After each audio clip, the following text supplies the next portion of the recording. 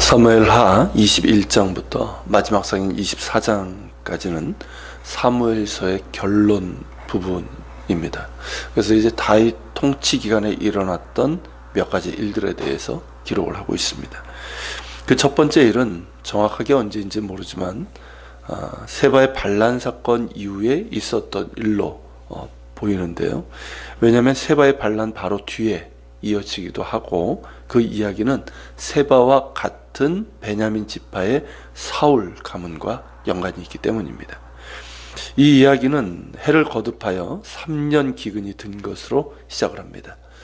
그러니까 이스라엘, 그냥 건기와 우기가 뚜렷하고 우기에 내리는 비로 한 해 농사를 짓는 이스라엘 땅에서 3년 기근은 매우 심각한 겁니다. 그래서 온 나라의 백성이 기근으로 인해서 큰 고통을 겪을 수밖에 없었습니다. 자, 한두 해 기근은 있을 수 있는 일이지만 기근이 3년 연속해서 이어지자 다윗은 하나님께 묻습니다.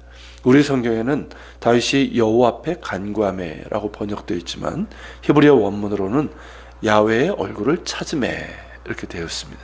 즉 3년의 기근의 원인을 하나님의 진노로 이해를 하고 그 원인을 물은 겁니다. 이에 대한 응답은 다름 아니라 사울과 피를 흘린 그의 집으로 말미암은 것이다. 그가 기브온 사람들을 죽였기 때문이라는 것을 알게 되죠. 자, 이 일이 왜 3년 기근과 관련이 있는 걸까요? 이를 위해서는 우리는 여호수아 9장으로 가서 그때 있었던 일을 봐야 됩니다.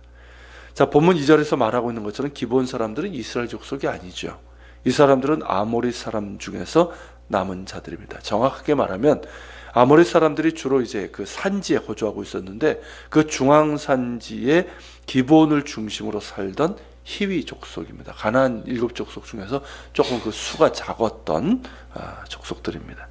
자, 이들은 여호수아가 이끄는 이스라엘이 여리고와 아이성을 연달아 무너뜨리고 세겜까지 이른 것을 보고는 살아남기 위해서 마치 먼 길에서 온 것처럼 속이고 투항하면서 그들과 화친을 맺었던 가나안 족속입니다.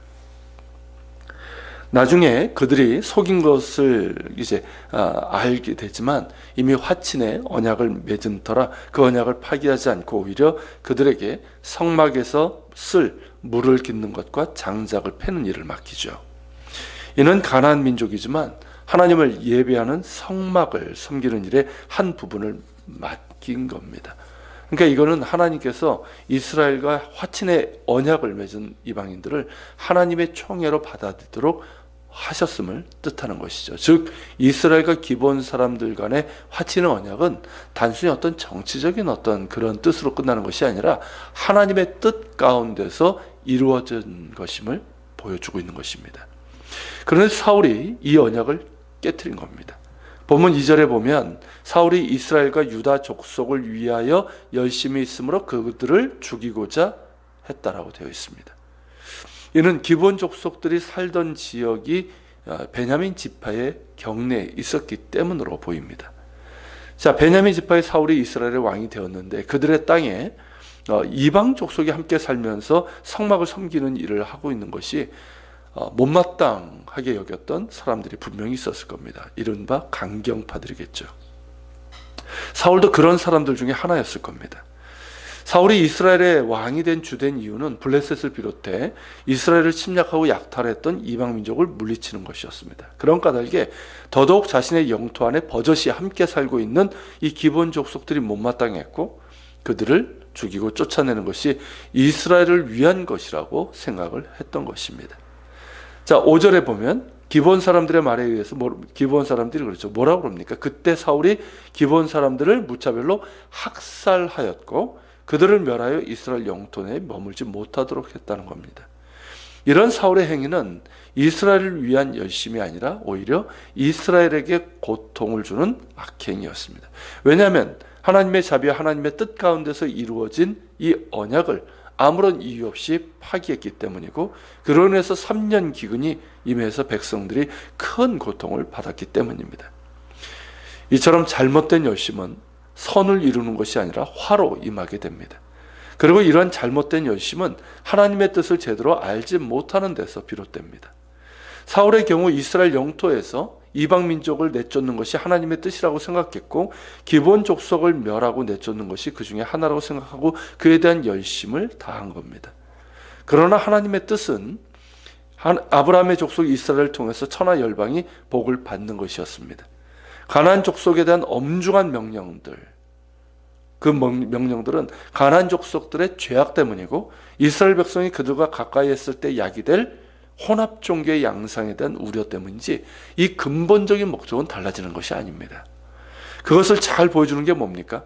이스라엘 땅에 거주하는 나그네 곧 이방인들을 선대하라, 차별하지 말라. 그리고 그들 역시 이 유월절 같은 이 절기에 참여할 수 있도록, 그걸 지킬 수 있도록 한 그런 율법의 규정들입니다. 그리고 기본 족속들을 이스라엘 총회에 받아들이도록 하시고 가나안 족속임에도 하나님을 예배하는 이 성막의 일을 하도록 한 것도 하나님의 뜻이 어디에 있는지를 잘 보여주는 예라고 할 수가 있습니다. 그런데 사울은 이러한 하나님의 뜻을 오해했고 그래서 이스라엘과 맺은 화친의 언약을 일방적으로 파기하고 가나안 족속들을 학살하고 그들을 내쫓았던 것입니다. 사울이 정말 쳐야 할 족속은 누구였습니까? 하나님을 대적한 아말렉 족속이었죠. 하나님께서 그들을 진멸하라고 명령하셨음에도 그 명령은 따르지 않고 정작 지켜주고 선대해야 될 이 기본 족속은 그토록 잔인하게 학살하는 악행을 보인 것입니다. 이처럼 하나님의 뜻을 제대로 분별하지 못하면 그 열심은 하나님의 뜻을 이루는 것이 아니라 가로막고 회방하는 죄악이 되고 맙니다. 사도 바울 역시 그랬었죠. 바울이 제자 디모데에게 고백하는 것처럼 그는 비방자요, 박해자요, 폭행자였습니다. 그랬던 이유가 뭡니까? 사도행전 22장 3절에 있는 것처럼 그것이 하나님을 위한 열심이라고 믿었기 때문입니다. 자, 이 바울은 하나님과 그분의 말씀에 대한 정말 열심이 있었습니다. 유대인 중에 유대인이요, 바리새인 중에 바리새인이요, 또 랍비였기 때문에 그는 하나님을 위한 열정, 이 열심이 있었단 말이죠. 그런데 정작 하나님의 뜻을 깨닫지 못했고 그 열정과 그 열심이 결국 어떻게 됐습니까? 하나님의 뜻을 회방하고 교회와 성도를 박해하고 폭행하는 것이 되고 말았습니다. 열심, 열정, 참 아름다운 단어지만 문제는 방향성입니다. 그 방향성이 제대로 되지 못하면 그 열정은 하나님의 뜻을 회방하고 선이 아닌 악을 이루는 것이 될 수 있습니다. 방향성이 제대로 될 때 그 열정과 열심은 아름다운 열매가 되어서 하나님의 뜻을 이루고 하나님께 영광을 돌릴 수 있습니다.